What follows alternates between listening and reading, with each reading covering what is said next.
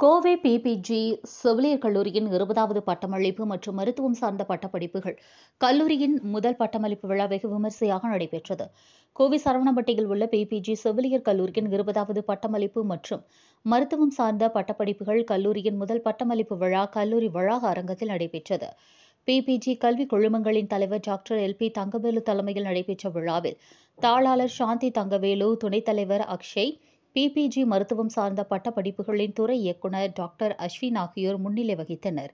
விழாவில் சிறப்பு விருந்தினராக தமிழ்நாடு டாக்டர் எம்.ஜி.ஆர். மருத்துவ பல்கலைக்கழகத்தின் துணைவேந்தர் பேராசிரியர் டாக்டர் நாராயணசாமி கலந்து கொண்டு மாணவ மாணவிகளிடையே சிறப்புரையாற்றினார்.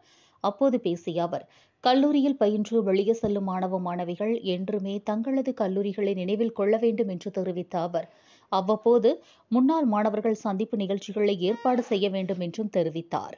இதனால் தங்களது அனுபவங்களை புதிய மாணவர்களுக்கு பகிர்வதோடு அவர்களும் புதிய விஷயங்களை கற்றுக்கொள்ள முடியும் என்றும் தெரிவித்தார்.